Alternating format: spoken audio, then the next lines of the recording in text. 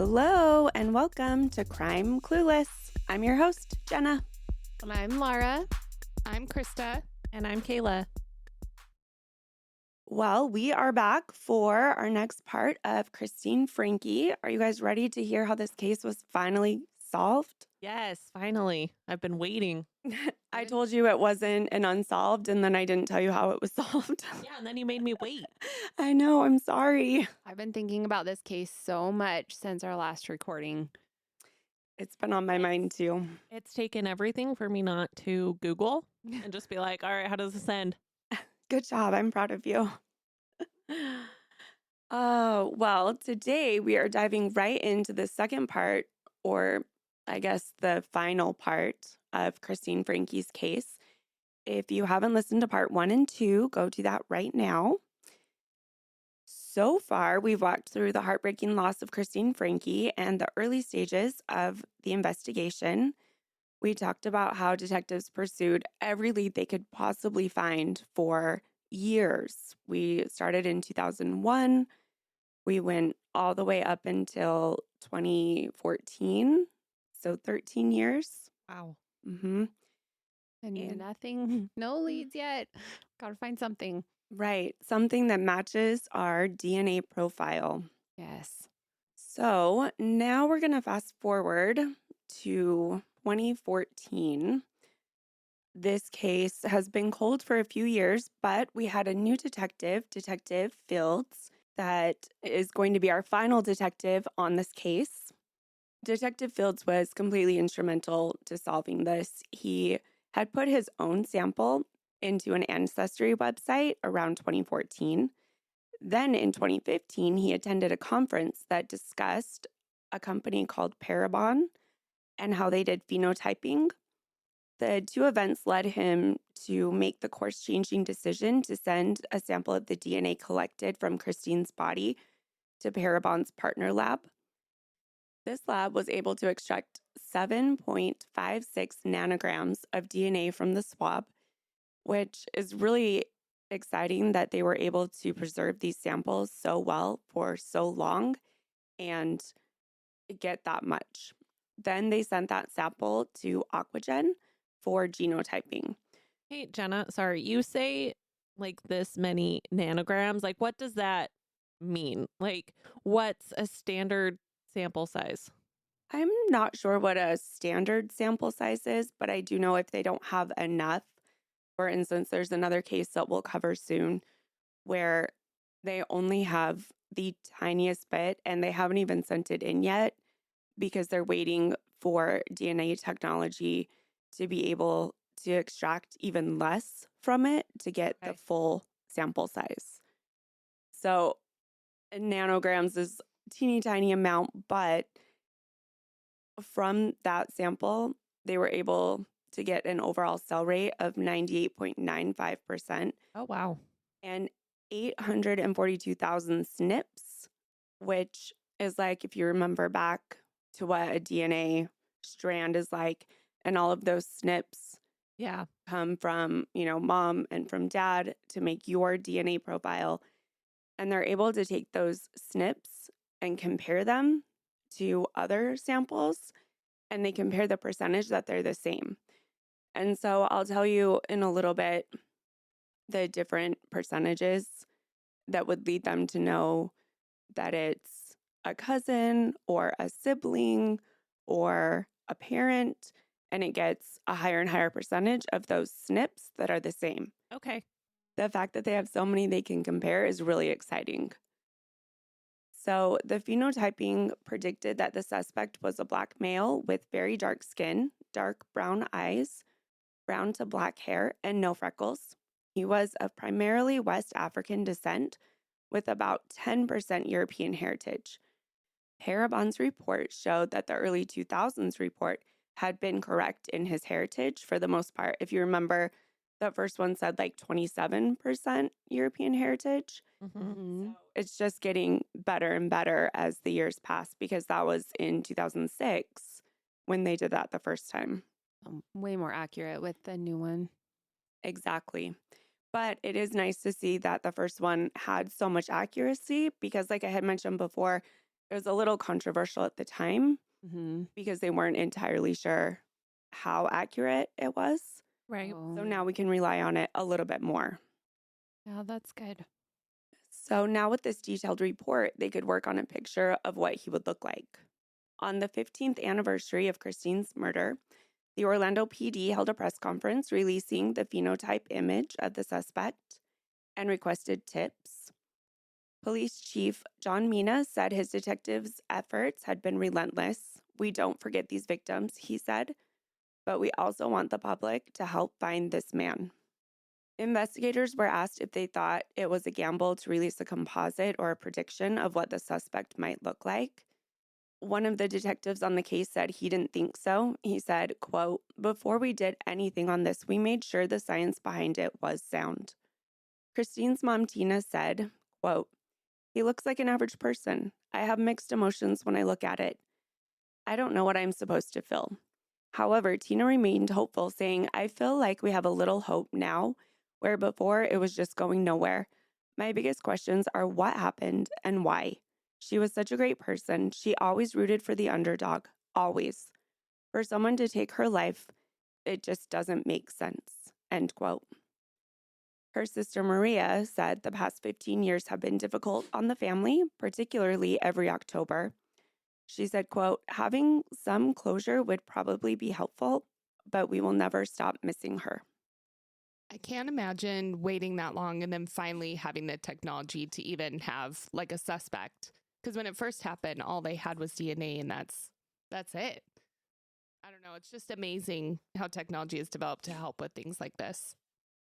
It still seems, I don't know, it still bugs me because clearly they went through so much effort to not leave fingerprints, not leave any other DNA, but then to leave, that behind. DNA Like it everywhere. doesn't add up to me because clearly they were wearing gloves. There were 0 other fingerprints. Like I have a hard time with that because it doesn't seem to add up to me. I agree. I've been feeling the same thing since we started this story. I agree. It doesn't make sense.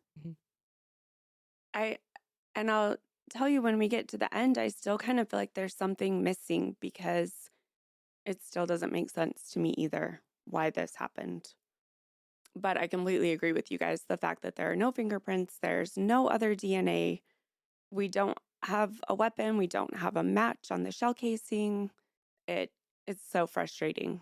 Well, it's like you have to know that that could lead to you when you're taking so much care not to leave fingerprints anywhere.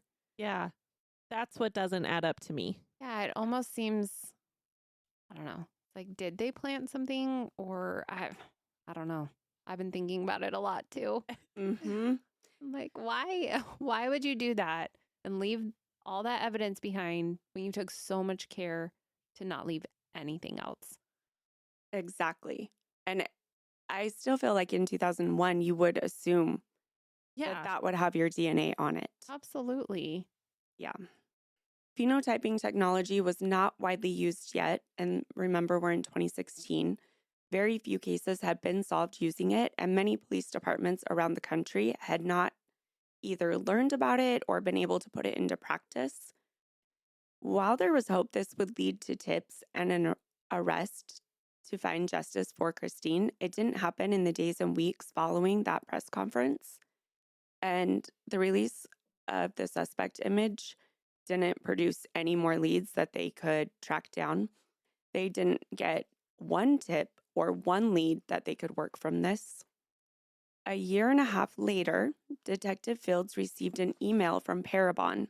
They let him know that they had run the DNA profile in Christine's case through a genealogy database, GEDmatch. They were writing to let him know that they found some high-level matches. So let's talk about Parabon a little bit.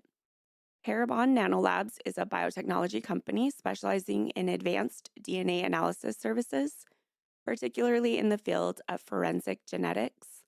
Their flagship service, Snapshot, offers a suite of tools designed to assist law enforcement in solving challenging cases.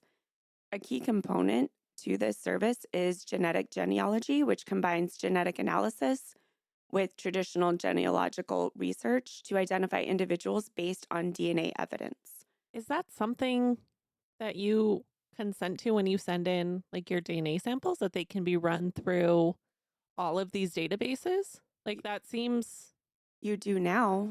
okay. So, just like with any other technology, when it first came out, it was a little fuzzy on the ethics and the consent needed and the laws around it.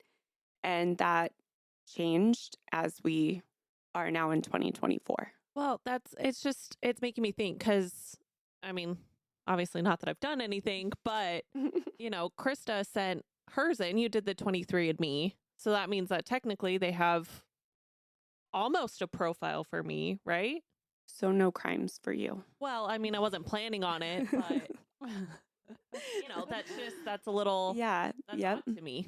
Yep. I mean, I know that I have people on both sides of my family too that have sent in DNA. Mhm. And yeah. Now, let's see. It actually was pretty close to when we're talking about. In 2019, GEDmatch updated its privacy policy to require users to opt in for law enforcement access, which impacted the availability of genetic profiles for investigations. So now you have to opt in for that. Yes. Okay. So that was 3 years after this from when we were.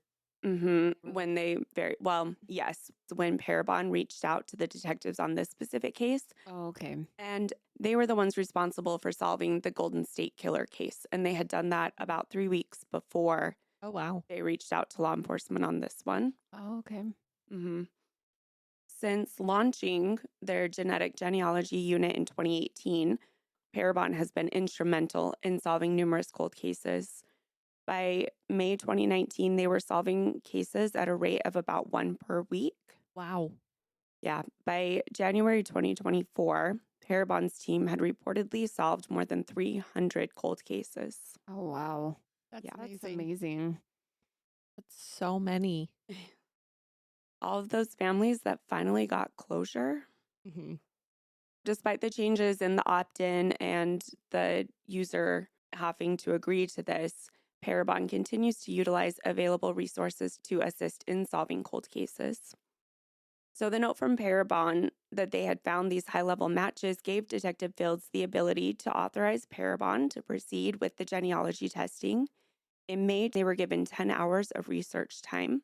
There's a lead investigator whose name is C.C. Moore. It was this investigator's first criminal case. They were still really new to the world of criminal investigation. I find it really fascinating how this works. While researching, Moore identified two high-level matches, Jackie Faison and John Hogan. They were called high-level matches because Jackie shared 539 centimorgans, which we'll talk about, with the suspect, and John shared 255. A centimorgan is a unit of measurement in genetics that represents the likelihood of two genetic markers being separated during the process of recombination, which is when DNA is shuffled between generations. Think of it as a way to measure how closely linked certain pieces of DNA are on a chromosome. How many centimorgans is an exact match? So, if you imagine your DNA as one long ribbon with thousands of spots along it, when parents pass that DNA to their children, this ribbon gets cut into pieces and reassembled back together. Right. That's the recombination process. A centimorgan measures the probability that two spots on the ribbon will stay together during this cutting and reassembling. So 1 centimorgan is 1% chance of separation. If two markers are 1 centimorgan apart, there's a 1% chance they will be separated during recombination. By measuring how many centimorgans you share with someone, you can estimate how closely you're related. So the higher the centimorgans, the closer the relationship. Okay. Genetic genealogists use shared centimorgan data to construct family trees and identify unknown relatives. When you take a DNA test, for example, the laboratory looks for these specific markers across your genome. They compare the markers to those in other people's DNA to find matching segments. The length of these matching segments are measured in centimorgans. Adding up the lengths of all the shared segments give a total number of centimorgans you share with that person. So when a parent and a child are compared, you expect to find approximately 3,400 Oh, wow. centimorgans shared. Siblings share around 2,500 centimorgans. First cousins share about 850, and second cousins share around 200. Okay, so when they found like 250, they found like a second cousin. Exactly. Okay. And the other one was even higher. The one with Jackie, it was 539. So somewhere between a first and second cousin. Okay.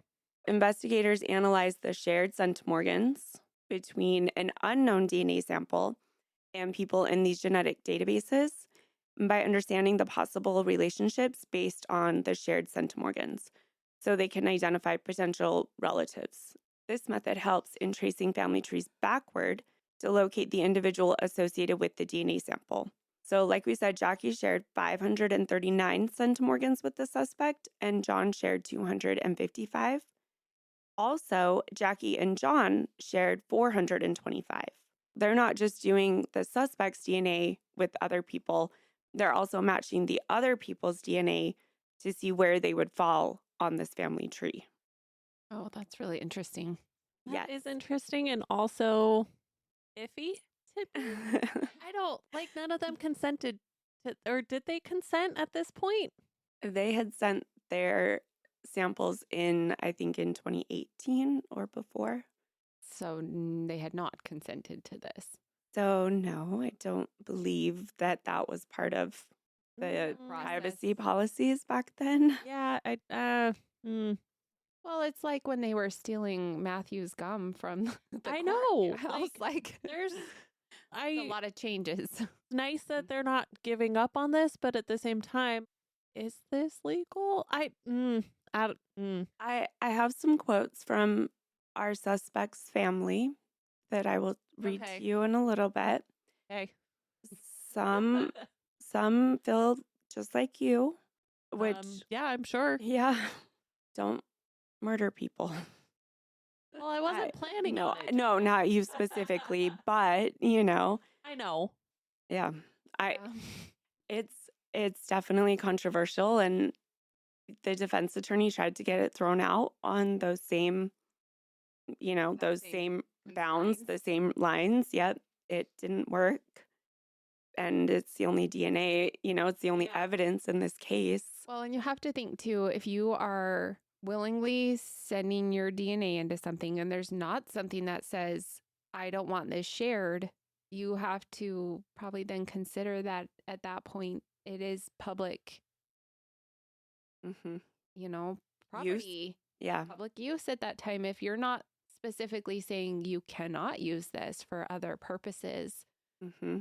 and you're not saying yes you can, but also you're not going out there saying no you can't use it. Like you're willingly sending this into some company without anything saying that this is the only thing it can be used for. Mm-hmm. Right. So that's on, I mean, yeah, it may not be technically that ethical, but Which is why they've updated their Yeah, and- policies since and then. things like Mhm. this probably have caused them to make those changes. But before, there wasn't anything saying any other Mhm. way. Yeah. Yeah. So you can't really say, oh, I said you couldn't use this, because they didn't. They willingly sent it in. There was no privacy policy, and they knew that when they sent it in. So Yep. I don't That- know. Yeah, and I get that. I just We live in Mhm. a don't know. different time we do. right now. Right, but this was only 5 years ago. I Yeah. mean, I think a lot of privacy things have changed over the past few years, yes, and especially with things like this. yep, Probably for this reason. yes. And I believe that Christine's case was only the 12th one solved this way in the whole country. So, Oh, wow. and those policies were put into place right after they used this. I think most cases that have been solved do have that in place. Okay. Researchers So they had found that Jackie and John shared 424 centimorgans, which meant that they are on the same side of the suspect's family tree. They also found other DNA relatives in the database who were third cousins or closer because they shared between 70 and 300 centimorgans with the suspect. Parabon gave this report to FDLE genealogist, which sounds like the coolest job. Her name was Lori Napolitano. Lori had a lot to work with thanks to the details Parabon had found. Now she had to map out a family tree using these clues and working towards viable suspects. She found that the most recent common ancestors of Jackie and John were a couple who lived in Georgia in the first half of the 1900s. This couple was John's great-grandparents and Jackie's grandparents. The two had 7 children together, and many of those children had very large families, like 10 children. Oh, wow. For multiple of their children. Oh, wow. The family tree from just those two, whose names were Mary and Charlie, was well over 100 people. Interestingly, in 1945, Mary divorced Charlie and married someone else. And with this second husband, she had 3 additional children. Looking at this genealogy research, Detective Fields said, quote, "This was not a family tree. It was a family forest. They had a very, very, very large family," end quote. To start the elimination process, investigators had 42 grandchildren and 40 great-grandchildren to work through. First, they eliminated those who were female, and there were some who had information in CODIS, eliminating them as suspects. Some were very much the wrong age in 2001, so they were eliminated as well. Once they had narrowed down to the original 82, investigators began contacting family members and asked for reference samples. They were able to collect 20 samples this way. One big win was when Jackie's mom tested and sent her sample to GEDmatch. Investigators learned that she shared no DNA with the suspect.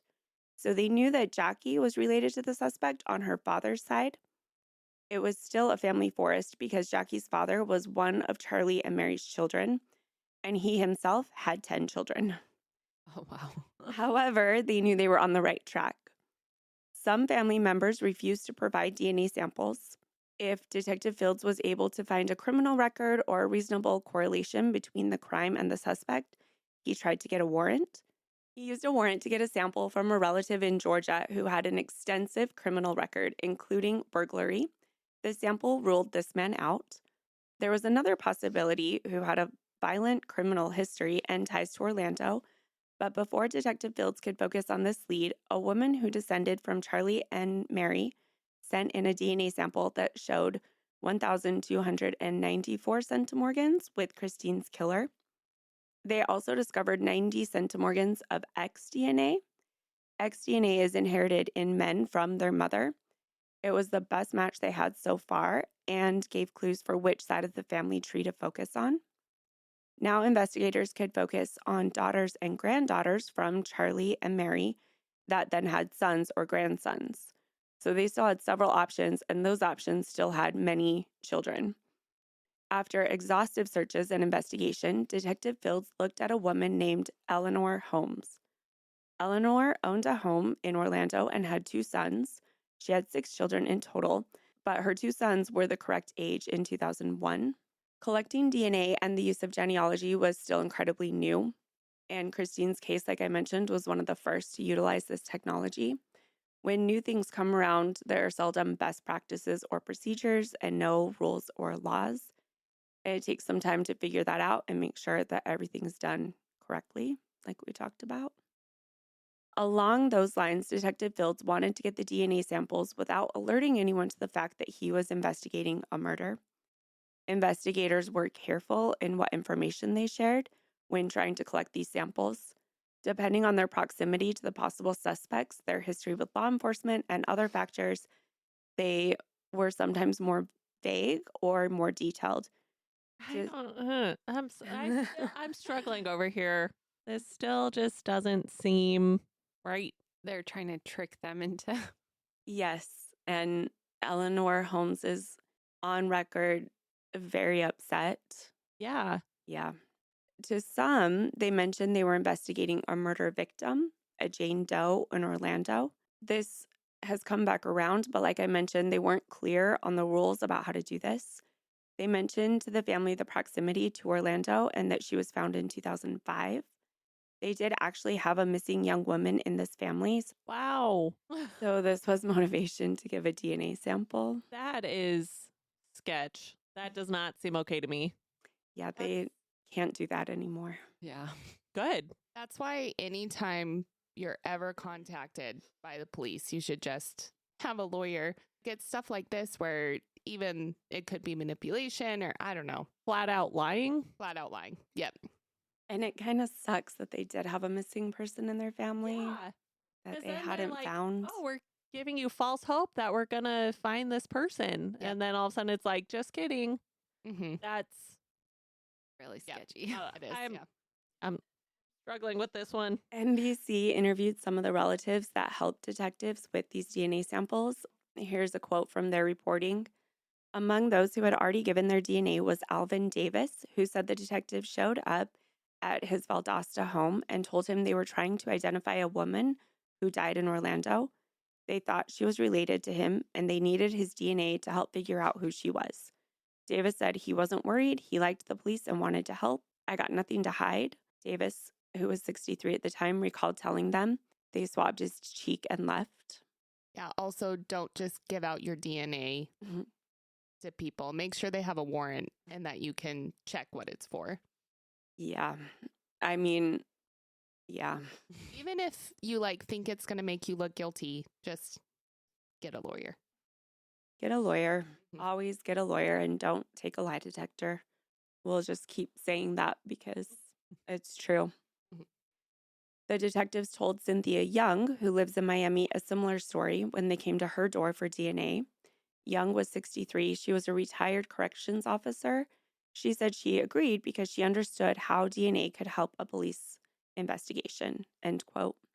Each time they collected DNA from a family member, it helped narrow down which branch they needed to investigate. Eventually, detectives knew they needed a sample from Eleanor Holmes.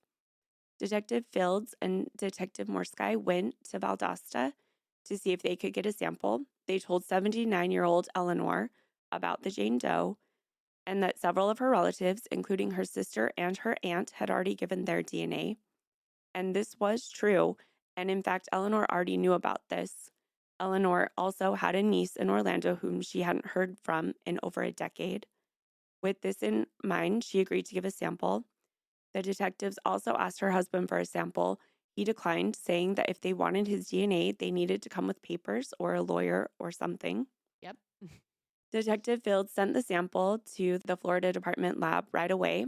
2 days later, it was confirmed their suspect was one of the sons of Eleanor Holmes. Looking into both sons, both were the right age and had lived in Orlando in 2001. They both had records, but one was more serious than the other. They followed him first, starting on October 25th, 2018, so 17 years almost exactly to when this crime had happened. One morning, they followed him from home to work, which was a construction site. He was working as an HVAC installer. The undercover officers posed as construction workers and offered him a Gatorade. He took it and drove away.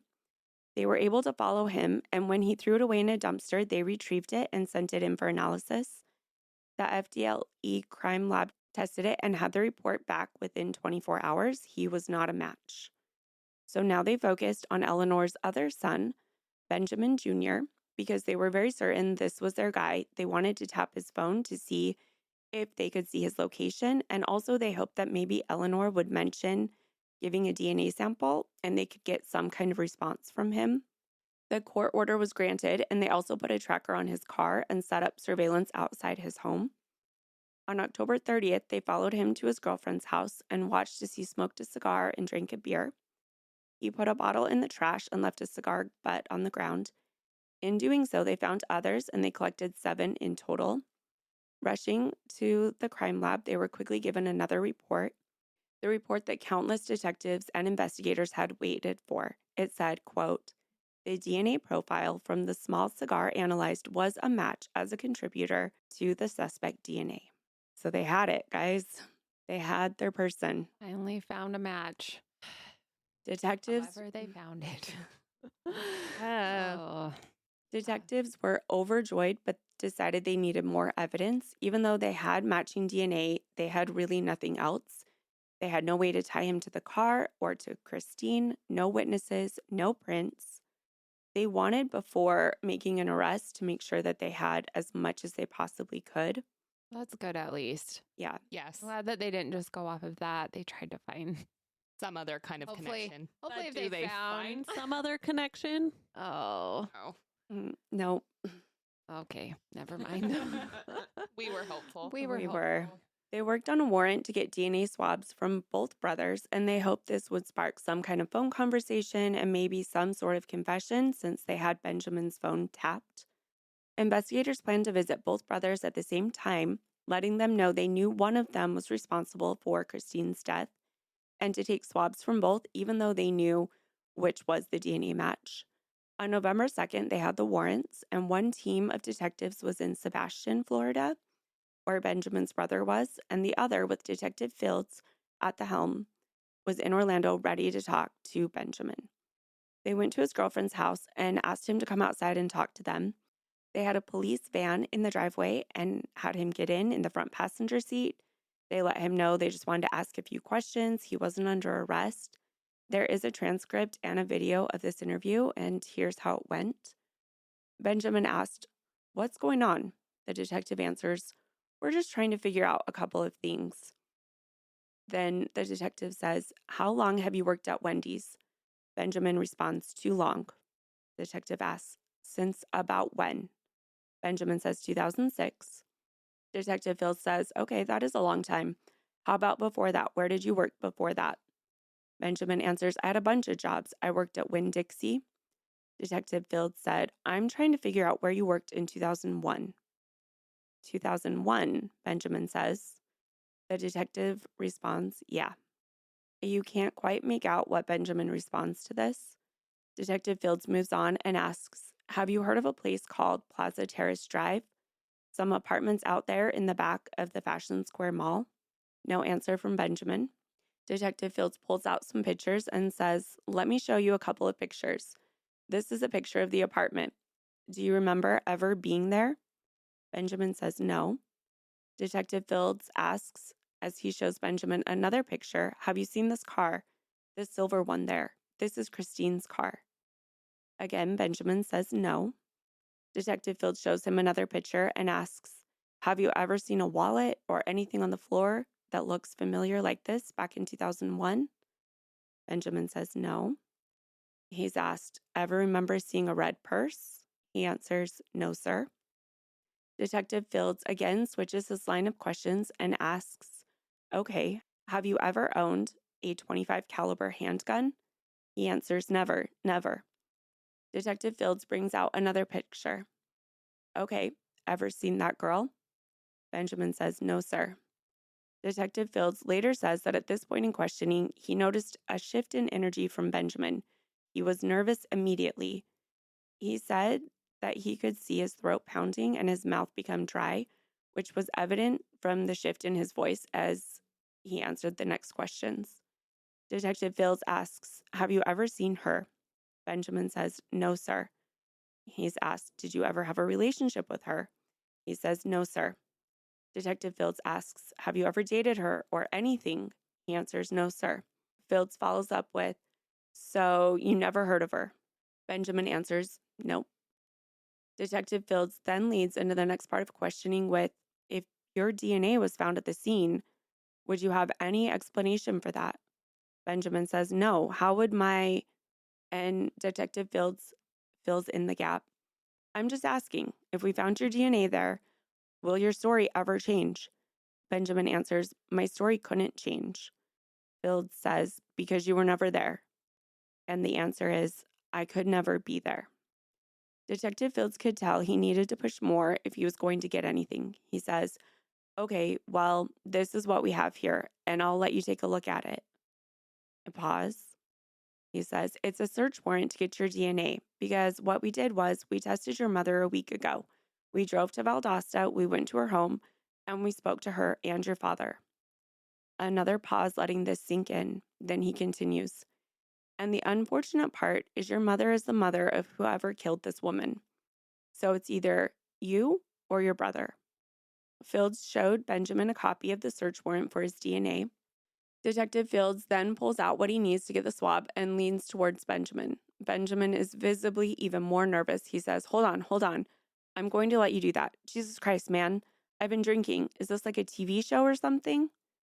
Then he can be seen kind of grabbing his chest like he's freaking out or having anxiety. Then he mumbles something about drinking and smoking blunts with his lady, trying to get his rocks off with her, but she was sick, so he couldn't. He's trying to delay the inevitable and says this is all taking him by surprise. He's holding the warrant. After a couple of minutes, he allows Detective Fields to swab him. Fields tells him thank you and reminds him that they will be interviewing and swabbing his brother. Then he says, they say she was shot on a Saturday night. Do you know anything about that? Benjamin responds, no, sir. And Fields replies, okay, then you have nothing to worry about. We'll go talk to your brother. We'll figure it out. I feel like they should follow up with, do you have an alibi for this night? Do you remember where you were this night? Is there anyone who can vouch for, like, I know it's been 17 years, but I mean, I feel like there still should be some, I was here that night. Yeah. Well, and also like they're talking about how he's getting nervous. Well, of course he's getting nervous. I would be nervous too. He can see where this is leading to. Did you see this wallet? Did you see that? Of course he would be getting nervous. Right. Who wouldn't? He's also just like pulled out of his girlfriend's house and sitting in a police van. Caught off guard. Yeah, absolutely. Unfortunately, Benjamin didn't say anything or admit to anything during this questioning. He finished up by denying ever meeting or seeing Christine. He said he had never been to her apartment and knew nothing about her murder. Detectives thanked him for his time and left. They immediately took the swabs to the lab and got the results back in less than 24 hours. It confirmed that, yes, Benjamin was the man they'd been searching for 17 years. The report said, quote, the observed DNA profile is 700 billion times more likely to occur if the sample originated from Benjamin Lee Holmes than from an unrelated individual, end quote. Benjamin went inside after the detectives left and made over 30 phone calls. Detectives testified later they started listening to his phone calls at 9 a.m., but at 8:50, T-Mobile had a nationwide VPN outage, and for the next few hours, all calls were jumbled. They could see the number of calls in the time following their visit and that many went to his brother and to his mother. In fact, he called his brother before detectives were even out of the driveway. Before the outage started, investigators were able to hear him call in sick to work. Because of this, they were wondering if he was planning on fleeing. They couldn't wait any longer to arrest him, so within 2 hours, they returned to his girlfriend's house with a warrant for his arrest. They brought him into the Orlando Police Department and started with an interview. They made sure not to let him know where the DNA evidence had come from. The detectives didn't want that information to impact what he told them or give him a chance to change what he would or wouldn't share with them. Detectives read him his Miranda rights and he acknowledged that he understands them. Benjamin says, I'm trying to figure out what this is about. Detective Fields lets him know that before, when they were talking, they already had both his and his brother's DNA and they knew that it pointed to him. Fields said, quote, the unfortunate part about this is it says you were the person who left his DNA at the crime scene, end quote. Benjamin responds that he doesn't even know what crime scene they are talking about. He is again asked about the apartment complex and if he's ever been there. He responds, no, sir. Benjamin is shown pictures of the apartment building, Christine's door, and her car. Benjamin denies ever seeing any of these things before. He is asked if he has ever been inside the apartment. He says no. Has he ever touched this purse or backpack? He says no. They switch gears to ask about the gun that killed Christine. Benjamin responds that he doesn't like guns. He says his best friend was killed by a gun. He also shares that a year and a half ago he was shot, and he says, quote, my butt still hurts, man. He maintains that he has never owned a gun. They ask him next about Christine. He's shown a picture of her. He denies ever knowing her. They ask again if he dated her, and he says, I've never dated white girls. He admits to selling weed in 2001, but says that he's pretty sure Christine wasn't one of his buyers. Detective Fields asked him if he ever went to or hung out at City Walk. He says that yes, that was where they would go every Sunday back in 2001. He said he and his wife loved to hang out at Bob Marley's, and he says he never went to cigars. It's possible that he could have seen Christine at City Walk even if he wasn't frequenting cigars. Switching gears again, detectives ask him if he has any way to explain why his DNA was found at the scene. He responds, "No, sir, I can't think of none. I can't think of that. Hell if I know." Detective Fields responds, "Well, if you were me and you had DNA at the crime scene, what would you think?" The only explanation Benjamin could give was that his DNA was planted. Detectives ask him if he would remember murdering a girl in 2001. He responded, quote, "I should remember because my dad was a preacher, man. I ain't got time for that." Detectives then ask if Benjamin was holding people up in 2001, like at gunpoint, and he says, "No, sir." They ask many questions about his friends, who he was spending time with. They are suggesting to him now that he was a different person in 2001 compared to 2018, trying almost to give him a reason to tell them what happened. They suggest that the gunshot was an accident. Maybe he didn't mean to shoot her. They want to give him a reason to say he didn't mean for it to happen. Does he ever have a lawyer during any of this? Not yet, Okay. but Oh, he, he should have. Yes. Yeah. yes, he should have. Just seems like a lot of leading questions to try to get him to Confess. confess. Yeah. Or anything to yeah. establish some kind of link between the two of them other than the DNA, right? Yes. Yeah. Did he ever say if he had an alibi? Did he remember that specific night? He never went on the stand during his trial, Okay. and I cannot find an alibi for that night. Okay. In documents later, Detective Fields said that this technique they were using with Benjamin is called minimization, making the crime scene lesser than it is, and giving someone the opening to talk about what happened because it wasn't as bad. This opens up the suspect to confess because maybe it won't be as big of a deal. Fields says to him, "We're just trying to figure out, are you a cold-blooded murderer or was this an accident? Or was this a fluke? Because if it was an accident, let's get in front of it. Because the train is leaving the station, Ben." Benjamin responds, "I hear what you're saying." Then he showed the arrest warrant, which is 72 pages of evidence against him. They reiterate, "Your DNA was at the crime scene." Silence. They continue, "It's not just a little bit, it's a lot of it." They tell him, "You do not want to go in front of a jury and say I wasn't there. No one's going to believe that." Benjamin says, "I've seen this on TV before." And before he continues, the detectives remind him, "This isn't TV, Ben. This is your life. You're here because you murdered her." He responds that he didn't murder anyone. Detective Fields says, "You shot her, she was shot, and you left your DNA on the scene." Benjamin isn't telling them anything. He says, "No way, no how." Detectives fire back, "It was there, Ben. It was there." Again, he says, "No way." Detective Fields tells him they have the reports from the lab saying it's him. He asks, "How is it me?" They ask him if he smokes black and mild cigars. He says yes, all the time. Well, the DNA on the black and milds was the exact match to the DNA left at the scene. Then they say, "And you know how that got there." Detectives still have not told him what the DNA evidence at the scene was. He just continues to tell them that he's never seen her, he doesn't know her, and to deny that he had anything to do with her murder. He says he was never there. They let him know that this is his chance to help himself, his chance to say that he isn't the bad guy, it was an accident, and he's a different person all these years later. This does nothing to change how he responds. He says he didn't shoot anyone and had nothing to do with this. They say, "Well, your DNA was there, and we have an arrest warrant for first-degree murder with a firearm, robbery with a firearm, and that he will not be able to post bond." They tell Benjamin that he has one more chance to tell them what happened. The judge, the jury, they want to see someone who has remorse for what they have done.